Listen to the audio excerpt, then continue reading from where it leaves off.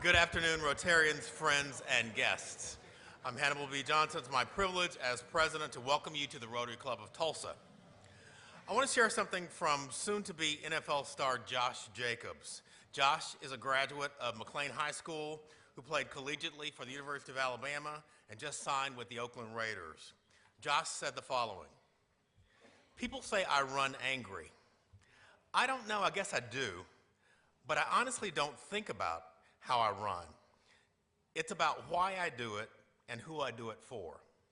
I run for my pops, the man who sacrificed so much and worked so hard to provide for me and educate me. I run for my 3-year-old son, Braxton, so he can have a father he's proud of, like I'm proud of mine. I run for my sister and my 3 brothers. I run for my teammates and my coaches. I run for everybody who has ever supported me, anyone who's ever doubted me, and for anyone out there living on white rice and ramen noodles. I run for anyone who's in a tough situation and feels like it's never going to end, that there's no light at the end of the tunnel. I run to show them that there is.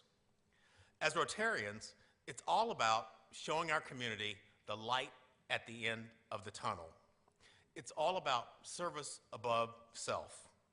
That's why we do it and who we do it for. If you haven't already done so, please take a moment now to silence your cell phones. Thank you. And a special thanks, as always, to Tom Wolfe for our pre-meeting musical interlude.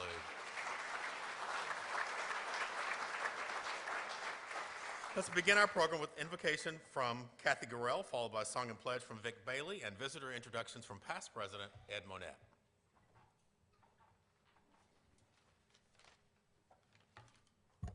Please join me in prayer. Holy God, once again we join together to enjoy the food that not all are privileged to eat, to come together from homes that many do not have, and from jobs that many can only imagine. Keep us always mindful that to whom much is given, much is expected.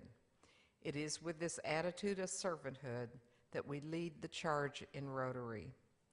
We pray for peace even in our own country on both sides of the aisle. Give our elected officials wisdom, discernment, and cool heads as issues are debated and determined. Always keep us mindful of our freedoms and cause us to exercise our responsibilities in this great country. Help us to constantly remember that we are a very blessed people and nation. Amen.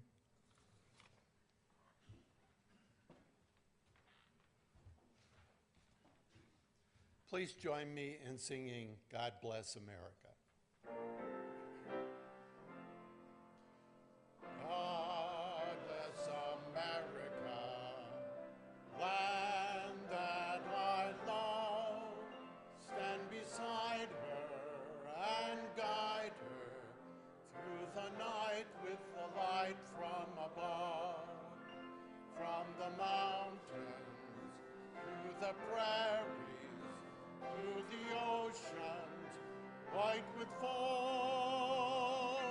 God bless America, my home, sweet home. God bless America, my home, sweet home. I pledge allegiance to the flag of the United States of America and to the republic for which it stands, one nation under God, indivisible, with liberty and justice for all.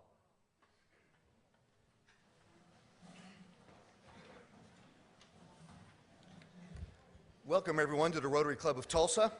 Hannibal, that was great quotes from Josh Jacobs. I just wish he also would have run for the University of Oklahoma. And before I get started, I want to steal a little Greg's thunder. Our speaker today, in the 25 years of IBA keynote speakers, Gene Iba said Barry Henson is his very favorite. So I think we're in for a treat today. I'm going to introduce our visitors and their host Rotarians. If you will stand briefly when your name is called and sit back down, we'll hold our applause until the end. I was going to say, well, I am, starting out in order of importance.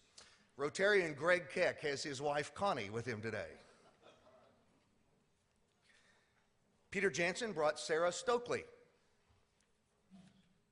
Jeff Johnson has with him Dennis Queen and Andy Coleman.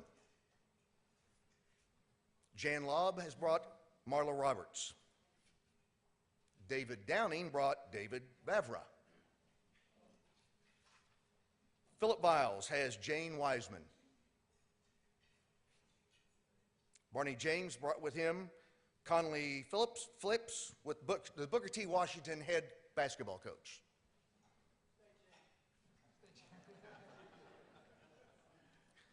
Tiffany Henley is the guest of Sarah Fry. Sam Hamilton is the guest of Becky Fields. Let's give them all a round of applause. A couple of visiting Rotarians today from the Sand Springs Club, Harlan Pinkerton. And from the Southeast Club, Bill Newton. Hi, Bill. Thank you all for being here. Please come back. Thank you to Kathy, Vic, and past President Ed. Now please welcome from Tulsa Opera, Carly Witt and Michael Greco to the stage. They will be performing a song from Don Giovanni. Universally recognized as the perfect opera, Mozart's classic expertly mixes black comedy with poignant tragedy.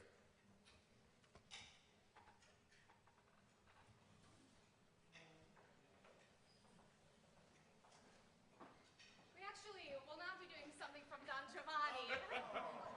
Don't want to get your hopes up for what we're doing. It's a little out of character of what the opera is, but it's still fun.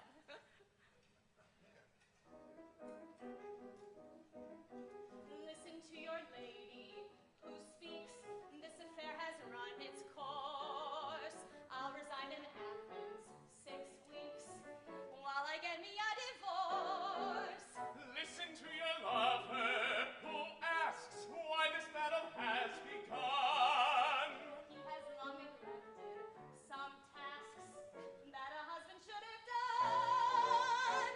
He eats me out of house and home, but doesn't like my cooking. That's nothing new with a man. What can you do with a man? He likes to use my brush and comb, and yet he's funny looking. Home's like a zoo with a man. What can you do with a man? Some men wear half pajamas. I took a chance. I bought the guy pajamas. He wears the pants. By day he's like a 5-year-old. At night he's 97. What can you do with a man like that? When you get mad, don't count to 10. Go on and count a million. Don't be a shrew with a man. That's what you do with a man. You need a regiment of men. I'm only one civilian. Wait for your cue with a man. That's what you do with a man. Marriage is such a blessing, so I have found. I've got 1,000 blessings, each weighs a pound.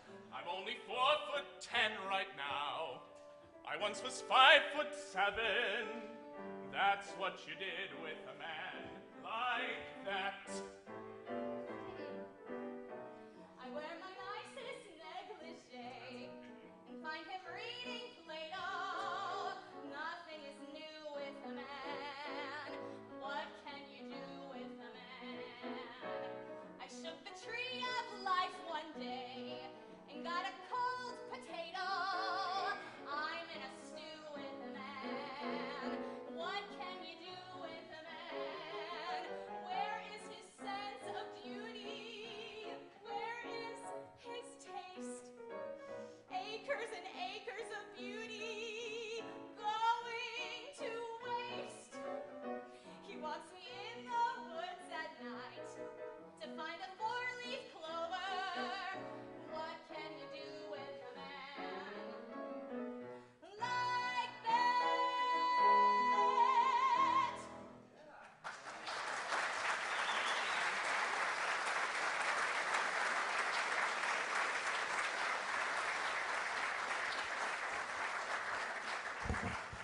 Thank you, Carly and Michael. That wasn't Don Giovanni, but it was great anyway.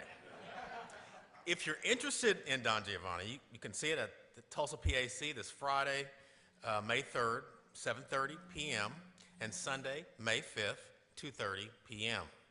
When ordering tickets, if you use the code ROTARY, you'll receive a 20% discount. Nothing to sneeze at. Now, please help me welcome past President Jeff Hassel with a special announcement. Thank you, President Hannibal. I'm here today again to remind you about our speaker next week, May the 8th. It will be Colonel Robert Darling. I will tell you a bit about him in a moment, but I really do want to encourage you to call your fellow Rotarian who may be on the fence about whether he or she will come, or invite a guest, because it's special for us to have a speaker like this. Colonel Darling retired from the Marine Corps as a lieutenant colonel. During his career as a Marine Cobra attack helicopter pilot, he flew in Desert Storm and in Desert Shield and in Somalia. After he left the Marines, he became the Marine helicopter pilot for Bill Clinton when he flew around leaving the White House. And then under President Bush, he became the airlift operations officer who coordinated all the logistics for the White House. On 9/11, he was in the bunker with Dick Cheney and Condoleezza Rice, and his story is quite compelling. Among other things, he witnessed Vice President Cheney order the downing of one of the hijacked airliners. And my takeaway from his story is that your confidence will grow in our leadership and our capability to respond to a crisis, and it will also be shaken by his story. So please come next week, May the 8th, to hear Colonel Robert Darling. And now, Terry Heritage will be here for a vocational minute. Come on up, Terry. Thank you, Jeff, and thanks for the microphone. Thank you, President Hannibal. You and Tina Miller make an extraordinary team. Thank you. It's quite a year. Let's see. I don't want to bloviate, and Ed Minette said, don't dare say that word. But I'm an RN, I'm a mother, great-grandmother, Rotarian, and a businesswoman. I moved to Oklahoma in 1975, the last century, to buy a franchise for interim health care. What do? We do staffing, hospitals, nursing homes, schools. Anyone that needs additional help, we provide them qualified medical personnel. A very large segment of the business, which many Rotarians and their families have called upon us for, is home health. We can do so many things in the home today than when I was a practicing nurse.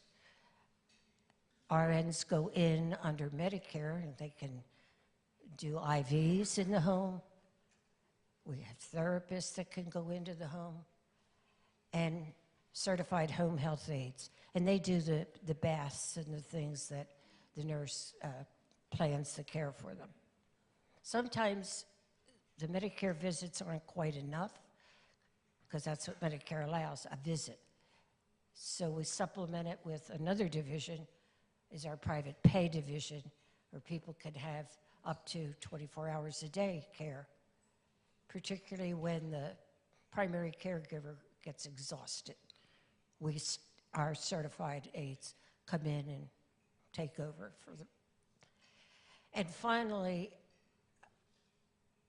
we have a certified hospice we just won a National Quality Award. And I think most of you are aware of hospice. It's the care of the people at the end of their life. And that doesn't have to be as big a tragedy as we imagine. When you're in the home, in your own bed, your children, your pets around you, my nurses can provide comfort to the patient and to the family. And the patient can pass on with dignity and not feeling not feeling as bad as you might think. I am very fortunate to have my son, Joe Johnson, running my companies in Tulsa and Oklahoma City. When he got out of the Air Force, he came to work for me, and he grew up with my business, so he knows he's been there as long as I have almost. So I do want to thank him and recognize him for, he's a former Rotarian too. Anyhow, I think that sums it up. I'll hear the 2-minute whistle if I don't wind up here. And I thank you for your attention and your interest. And this is, my life is in chapters, and this is the epilogue to all those chapters. I'm glad to be here, and thank you. Thank you, Terry.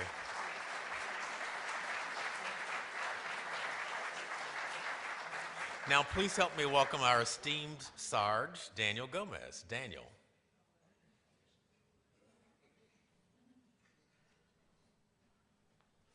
Thanks, President Hannibal. We have a big day today.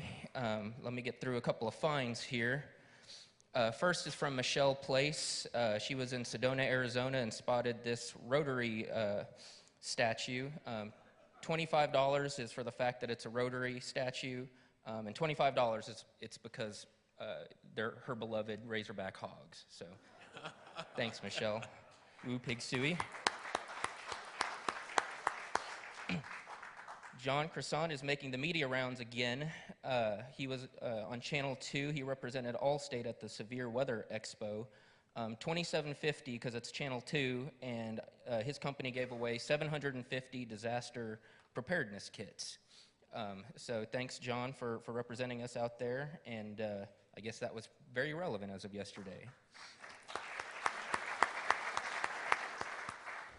We have a newer Rotarian here, Erin Davis, $34 for her 34th birthday, April 22nd. This is a picture of her, I believe, from a recent trip to Kenya. So happy birthday, Erin, and thanks for the picture.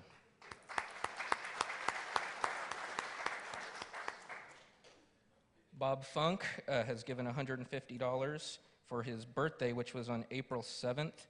It represents 14 years in Rotary, 51 years of marriage. Congratulations, Bob. I hope I'm pronouncing this right. He said the additional amount is for a lagniappe. I hope I pronounced that right. It's apparently a French term for a bonus, and it represents the years he's lived in Louisiana.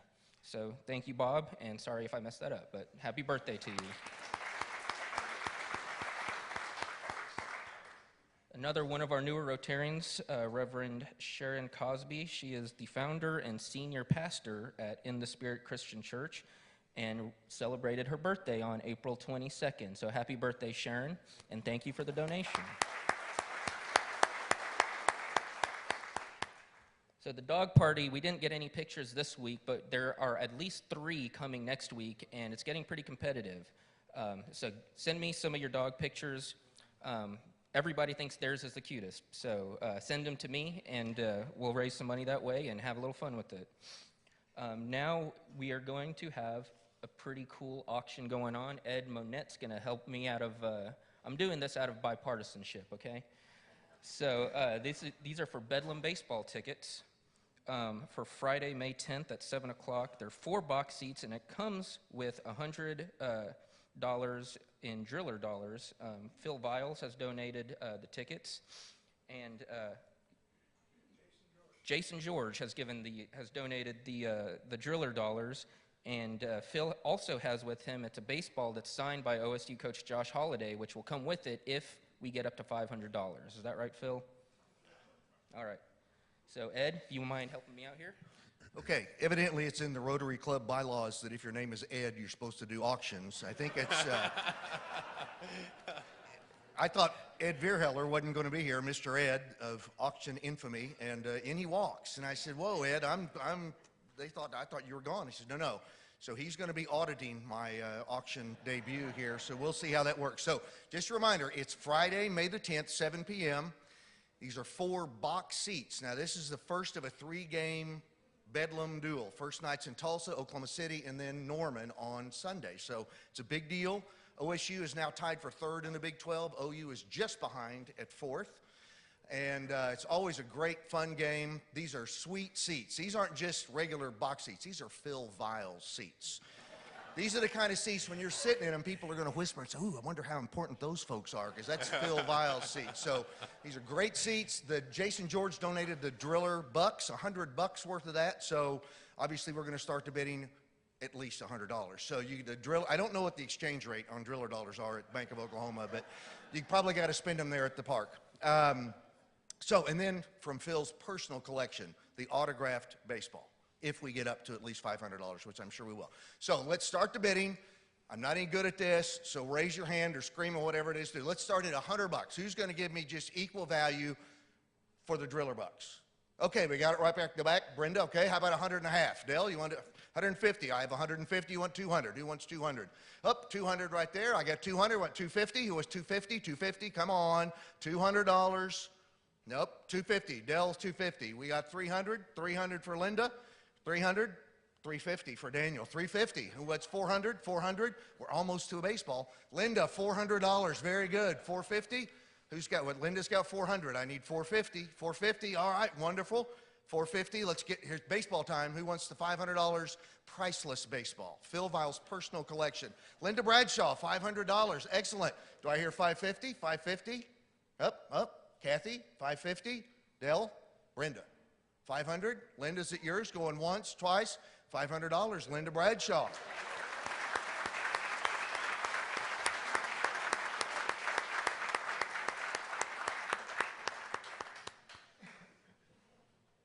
Anything else, Daniel?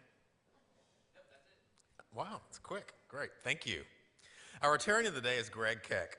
Greg is the owner of Jackie Cooper Imports. He joined the Rotary Club of Tulsa in 1996.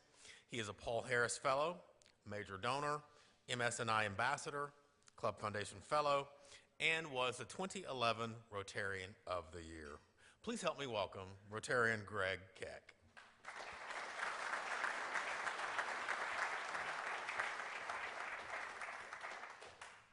I don't think I'm going to read Barry's biography. There's mostly fluff in there anyway. I happen to know a few facts about Barry. You know, I didn't meet Barry, but I saw him at a Bishop Kelly basketball game. I had the opportunity to meet him right here in this room 22 years ago. And Barry asked me on the way here, you know, how long ago it was. And I reminded him it was 22 years ago. So I didn't really know what to expect at that time. But Barry got up here, you know, and introduced himself. At that time, he was the ORU head basketball coach. He took off his jacket. He had a real starched white shirt, and at that time, he had a V shape to him. And he rolled up his sleeves and started waving his arms and talking about basketball and ORU basketball. And he was really here to sell tickets. And I mean, he was really quite compelling, because I think it inspired me. After the meeting, I thought, you know, I need to go up and meet that guy, because if he can come on like that, he is going to make one heck of a car salesman, and maybe I can recruit him. So I went up and introduced myself, and I said, Barry, I'll be happy to buy 4 season, and Barry, you probably don't remember this, I'll buy 4 season tickets from you if you'll come to the dealership and speak to the employees of the dealership and their young athletes, and maybe give a similar message to them to inspire them also. He agreed to do that. And after his speech that night, Angie, Barry, my wife, and I, we went to dinner and had a nice evening and talked and got to know each other a little bit. And then I bought my tickets, as I said I would, and Barry promised me he'd give me premium tickets, and he came through.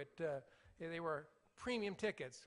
So we fast forward a few years, and Barry moves up to Southwest Missouri State in Springfield, and I had a meeting up there one day. So I called Barry. I said, Barry, would you have time for lunch? I'm going to be there on Thursday. And Barry, you probably don't remember this, but Barry says, yeah, I'll meet you. We'll meet at the sandwich shop. So we meet at the sandwich shop and having lunch, and Barry says, I asked him how things were going. He says, you know, I'm a little tired. You know, I was out late last night. I said, you were out late last night? What were you doing? And Barry, I don't know if you remember this. He said, well, I was delivering pizzas. I said, you were delivering pizzas last night? Barry, do you remember this? He says, well, it was a radio promotion, and I'm delivering pizza, trying to sell tickets with the pizza to the basketball games. that reconfirmed that he had potential for a car salesman. So I really, I thought that was going to work out well. So after that, Barry, we met every year, at least at the IBO Awards. I hosted his table at the IBO Award as a celebrity. And then moving forward to 2015, I called Barry up and I said, Barry, we've really had some Hall of Fame basketball coaches and speakers here. We've had Mike Krzyzewski, John Calipari, Roy Williams, Bill Self, Bobby Knight, Dick Vitale. I'm going down the list, and you're the obvious choice for the next speaker. And would you be willing to be our guest speaker? And no hesitation at all, Barry said, I'll be there.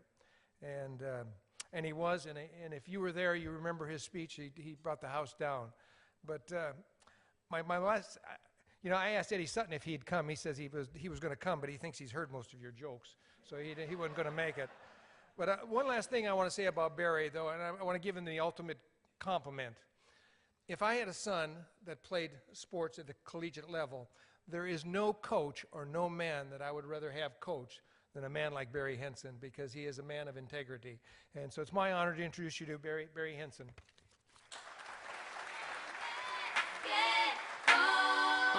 All around the world. To the beach, y'all. Let's go. All around the world. Y'all know this is. I'm not going to take my jacket off this time. I'd like to welcome you to the roast of Barry Henson. I didn't realize we were going to go through that. Ed, I could have sworn they'd have kicked you out by now. I can't believe you're still here. There's nothing sexier than seeing two women bid against each other for something at an auction.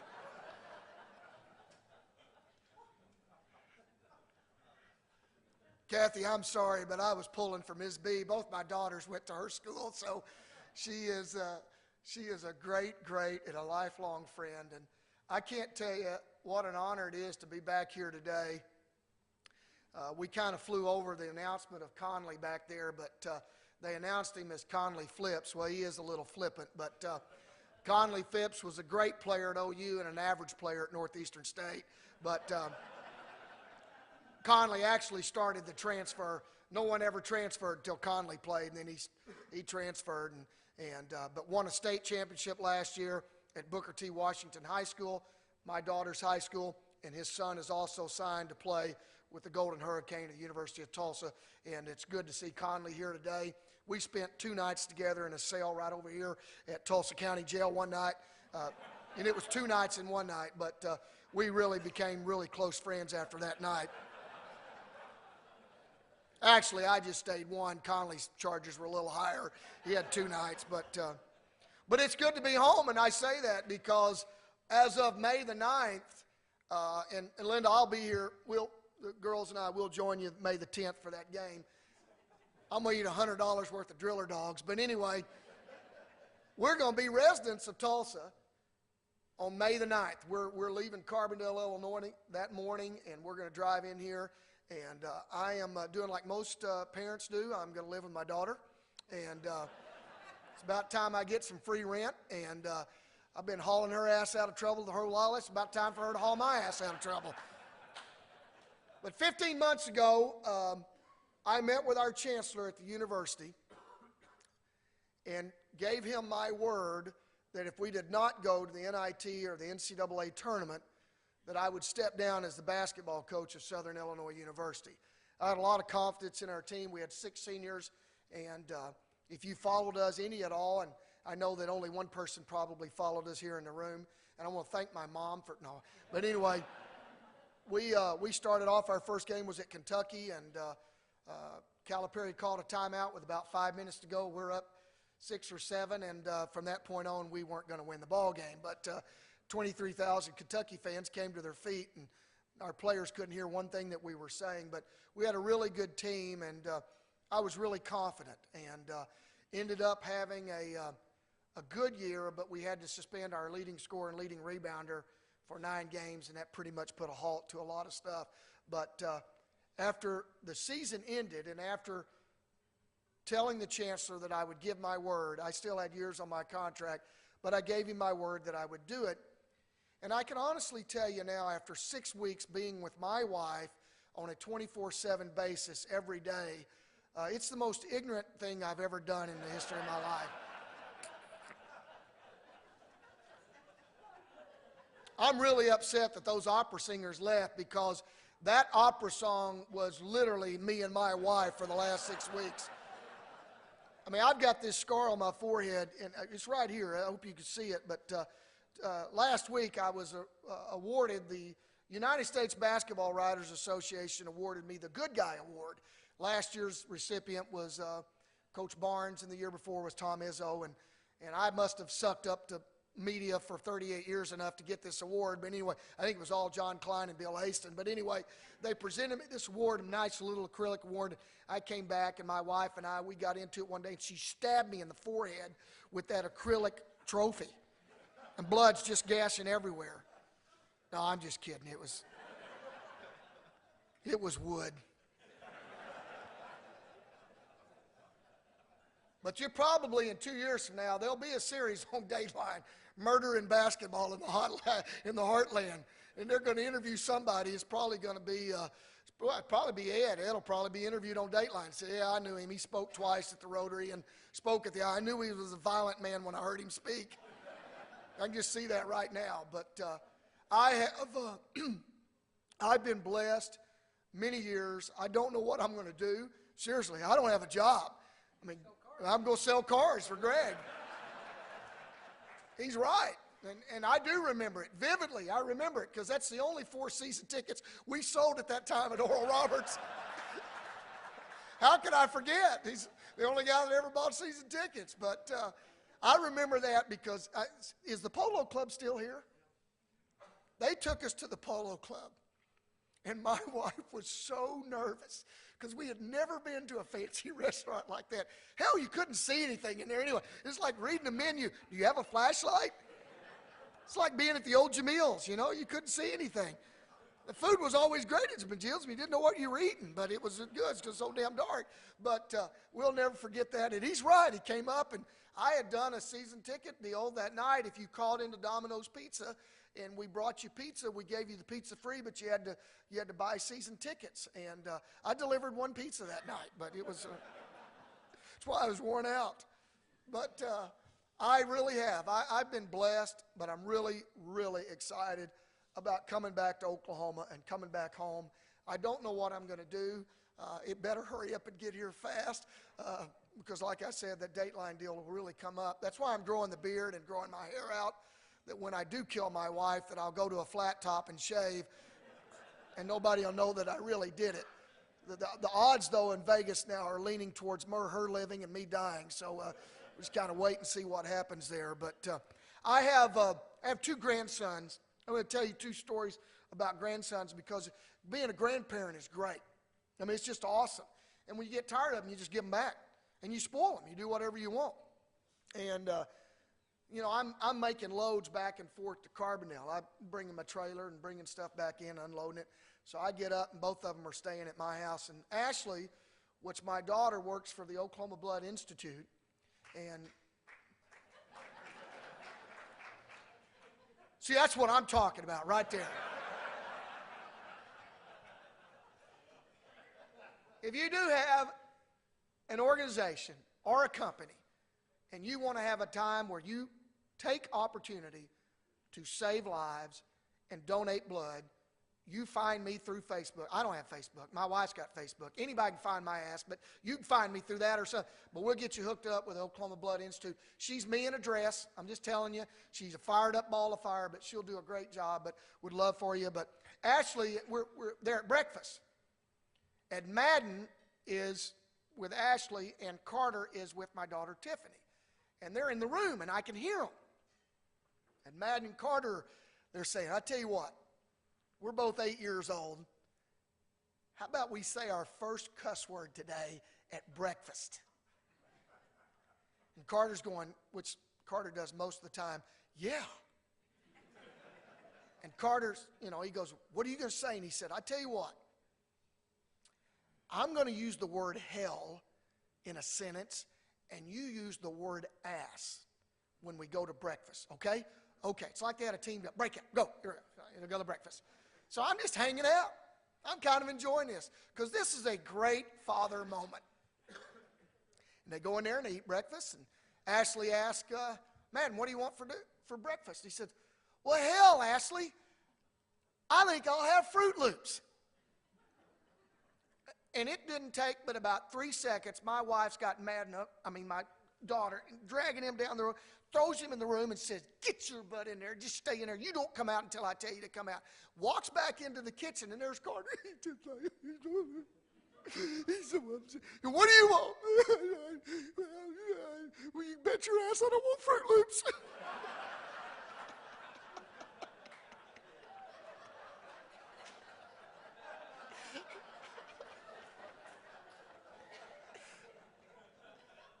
We took our team this year to Cuba. No, seriously. There are not going to be any basketball teams going to Cuba in the future. We'll probably be the last Division I basketball program to play in Cuba. But we went to Cuba. And I was told before we got there that the refereeing was absolutely just awful. No Division I team had ever won at Cuba. Never, no Division I team ever. And there had been 13 teams that have gone through there.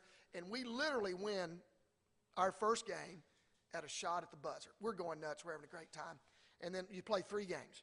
And the second day we play, and we are down 24 literally by the first half. 24. We are not. There are no calls, no nothing. Communist is taken over. And I'm beside myself. And I don't speak a lick of Spanish. But my grandson does, because he goes to Zaro, Spanish immersion school. He's in the 2nd grade. Who yet better to be your interpreter than your 2nd grade 8-year-old grandson? So I'm upset, and he's been around basketball, and I've been raised, where I come from, this ain't a cuss word, but I finally just said, Carter, you have got to tell me how to say this sentence. He said, what sentence is that? Tell me how to say, you got to be shitting me. He says, Papa, I can't tell you that. I said, well, just give me a paraphrase. Just give me something that I can say to these officials when the game's going on. So he gives me something, and I memorize. I got on the card, I memorize, I say it. And now in the second half, these guys are just laughing every time I say it. Laughing. The third day we get there, and we literally lose at a shot at the buzzer again, laughing. And we get through with the game. The guy comes up to me at the end of the game. He says, hey, Coach, the foreign director, and he goes, hey, the officials would love to get a picture with you. They've never in their life seen a basketball coach as funny as you and what you say throughout the game. And I said, what do you mean? And he says, they've never had a coach ever consistently yell at them, I love when you poo-poo on me.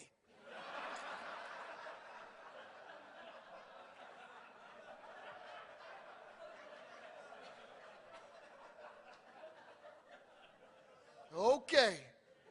Once again, never take your advice from your 8-year-old 2nd grade Spanish immersion speaking school.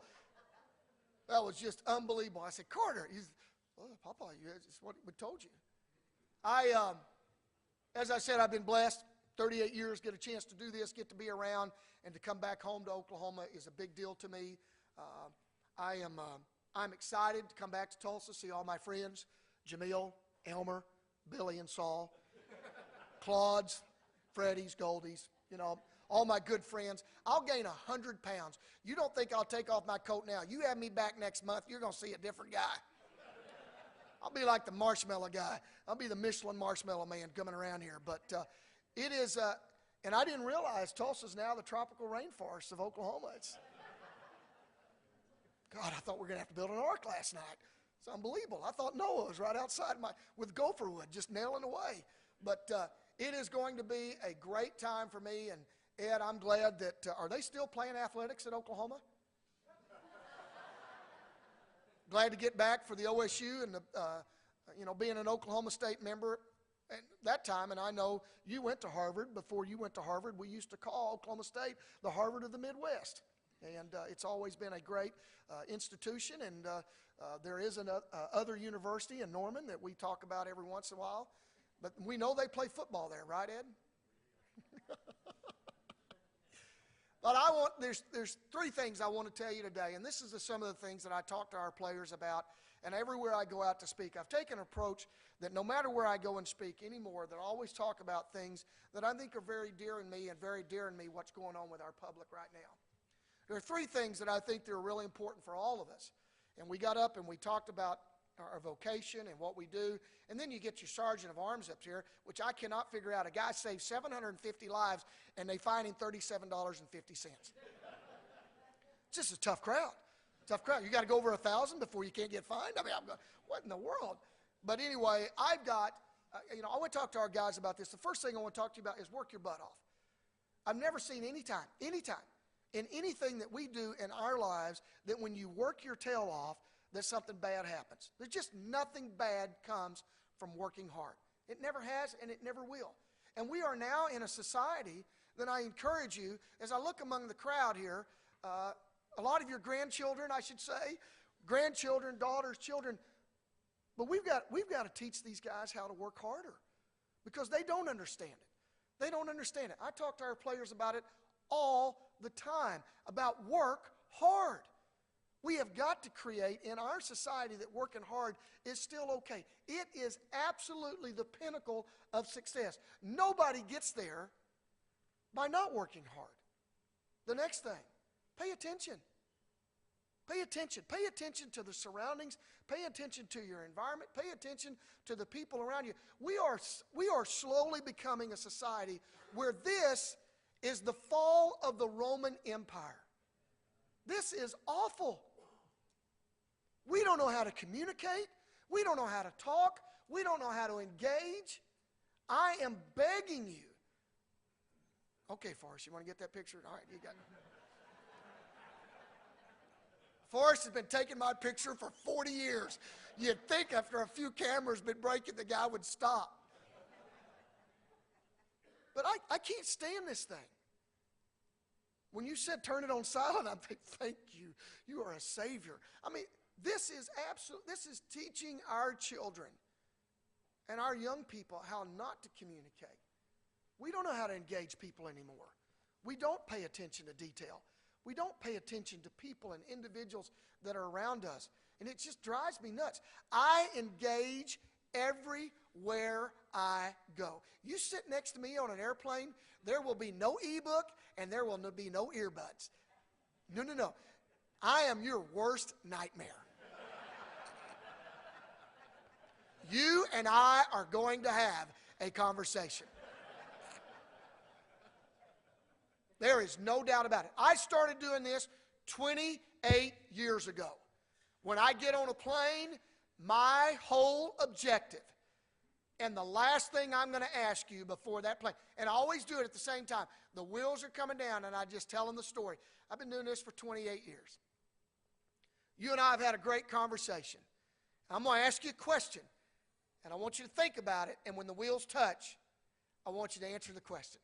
They look at you now. We've had a great conversation. Now they're looking at you like you're a weirdo. But here's the question. When the plane lands, I ask them, what's the best thing you do? It's amazing the answers that you get. What's the best thing you do? And you can't fathom how many things that I've learned over the years just by asking that question and just by engaging with somebody. My favorite story is we're at Southwest Airlines. I'm flying out of Cal Santa Barbara. We're coming back from a charity event. And at that time, I was coaching at the University of Kansas. And we stop on a crossover at Phoenix. And we're coming back into Kansas City. She's going to go on to Nashville. This girl gets on. And there's nobody. I mean, it's middle seats, the only thing left. And she is smoking hot. And I start recruiting her for the moment I see her. Because behind her is a guy that weighs 350 pounds. And so I'm like, hey, free drinks here. We got it all. He doesn't buy it. I don't buy it. Come on in. Come on in. Come on in. I mean, I'm just selling like crazy. She sits down. We start talking. She's going to her sister's wedding. We go through it and everything. We get through the whole process. I'm asking her what you do and all this stuff. And I finally get to the question, what's the best thing you do? She says, I find talent. And I looked her straight in the eyes and I go, what do you think?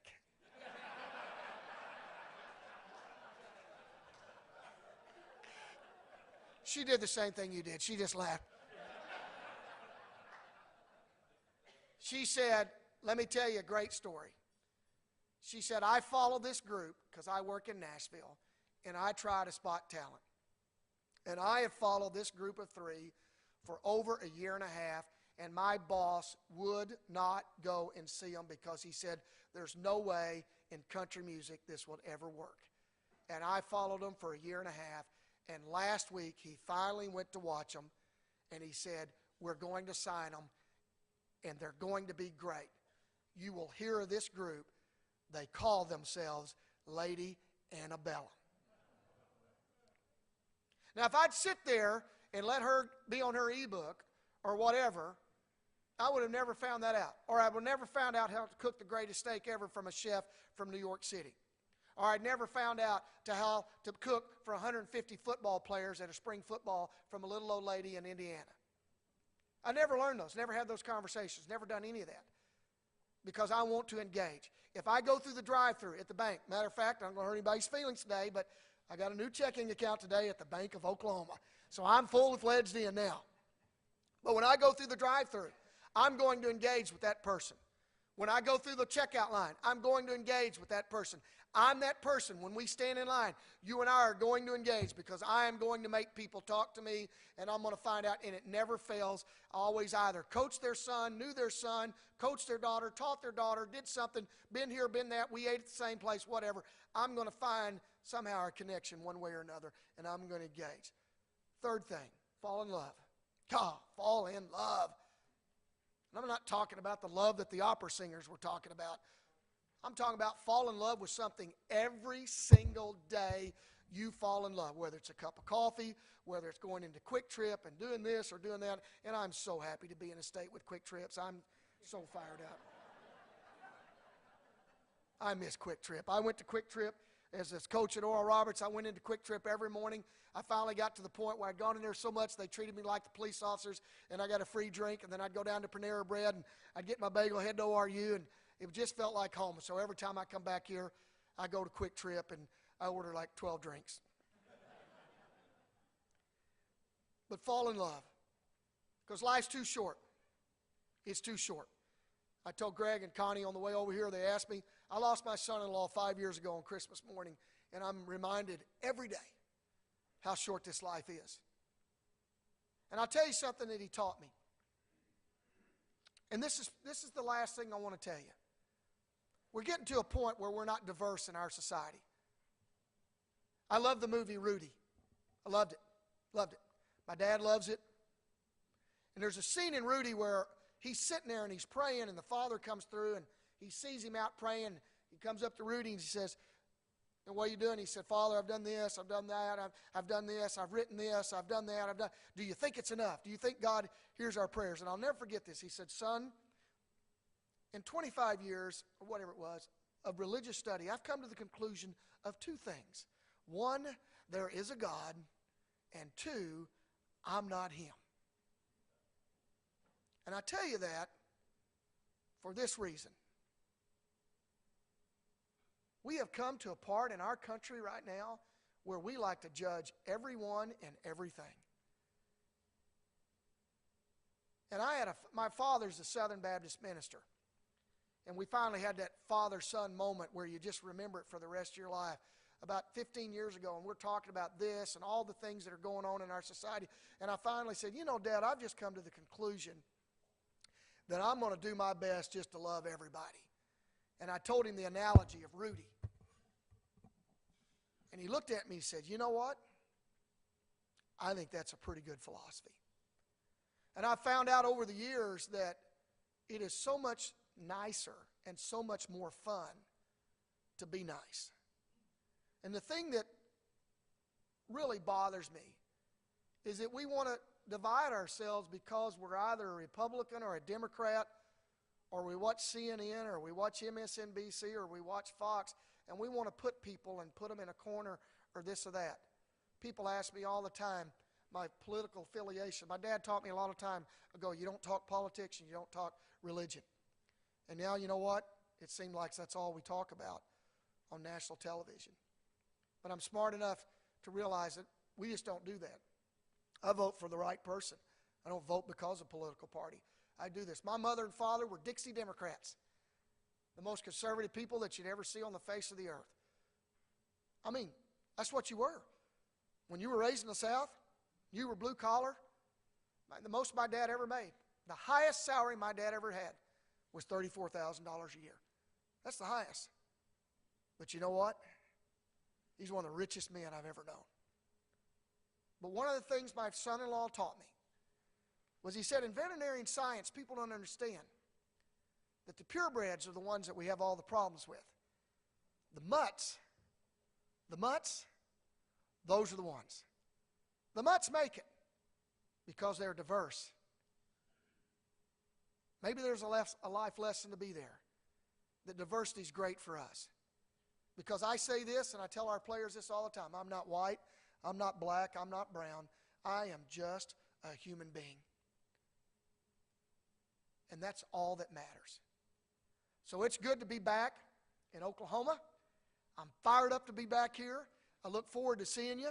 I'm going to be the head maintenance and head landscaper at 57th Place here in the middle of Tulsa. Need anything, just come on by. I got me some tools. Guy at Lowe's in Carbondale says, Coach, are you going to start your own contracting business? I'm buying all these tools. They said, nope, going into Tulsa, going to start building something at my daughter's house. He said, Coach, you have enough tools here to build the house. So I am prepared. I'm ready to go, but thank you. It's good to be home, and thank you for having me back. It's always great to be at the Tulsa Rotary. Thank you.